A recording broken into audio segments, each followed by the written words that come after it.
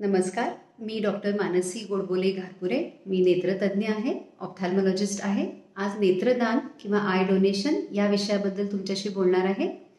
दरवर्षी national I donation weak हा 25 August ते 8 सप्टेंबर या दरम्यान घोषित करण्यात आलेला आहे, जेणेकरून जनजागृती व्हावी, या विषयाबद्दल लोकांच्यात अवेअरनेस वाढावा. डोळ्याची रचना थोडक्यात लक्षात घेऊया.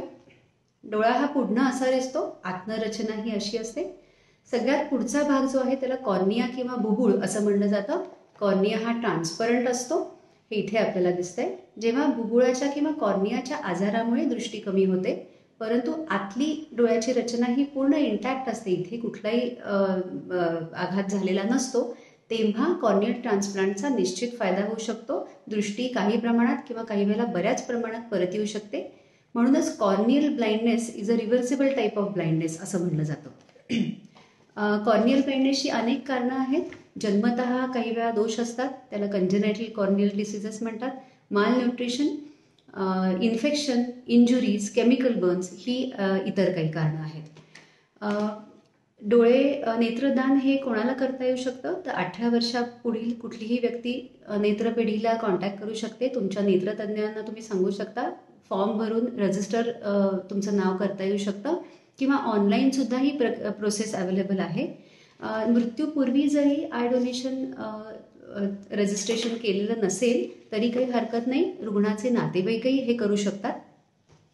अनेक आय बँका आहेत. एका आय बँकेत तुमचं नाव रजिस्टर झालं म्हणजे तिथेच आय डोनेशनची पुढची प्रोसेस व्हायला पाहिजे अशी सक्ती नाही. कुठल्याही आय बँकेला मृत्यूनंतर नातेवाईकांनी कॉन्टॅक्ट केलं तरी सुद्धा चालतं. हू कॅन डोनेट आईज, तर त्याला कुठलीही वयोमर्यादा नाही, कोणाचंही बुबुळ हे डोनेट करता येऊ शकतं. डोळ्याचं ऑपरेशन झालं असेल, लेझर झालं असेल, चष्म्याचा वापर असेल, कॉन्टॅक्ट लेन्सचा वापर असेल, किंवा कॅटरॅक्ट, ग्लॉकोमा, रेटिनाचे काही आजार, असे डोळ्यांच्या काही व्याधी असतील तरीसुद्धा ती कुठलीही आडकाठी नाही. तसंच मेडिकल हिस्ट्री काही असेल, डायबिटीस, हायपरटेन्शन, थायरॉईड किंवा इतर काही हृदयाचा आजार, तर हे कुठलंही आडकाठी नाही. आय डोनेशन हे या सगळ्या कंडिशन्समध्ये शक्य आहे. हू कॅनॉट डोनेट आईज, कुठे आय डोनेशन शक्य नाही, तर जेव्हा मृत्यूचं कारण हे इन्फेक्शन किंवा कॅन्सर हे असतं. तसंच जिवंतपणी आय डोनेशन शक्य नाही. एक किडनी डोनेट करता येऊ शकते, ब्लड डोनेशन करता येऊ शकतं, लंगचा काही भाग, लिव्हरचा काही भाग हा जिवंतपणी डोनेट करता येऊ शकतो, परंतु आय डोनेशन नाही. त्याची प्रोसेस काय असते, तर मृत्यूनंतर 4 ते 6 तासाच्या आत कॉर्नियल बटन काढून दिलं जातं.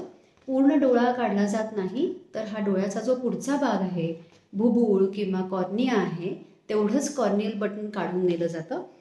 मृत्यूनंतर आय बँकेला कॉन्टॅक्ट करून त्यांची टीम तिथे पोहोचेपर्यंत काही मध्ये जो काय वेळ जातो, तोपर्यंत मात्र रुग्णाच्या डोळ्यावरती ओल्या कापडाची घडी ठेवावी, फॅन बंद करावा, AC चालू ठेवावा आणि डोळ्याची बाजू थोडीशी वर एलिव्हेटेड ठेवावी किंवा उशी ठेवावी.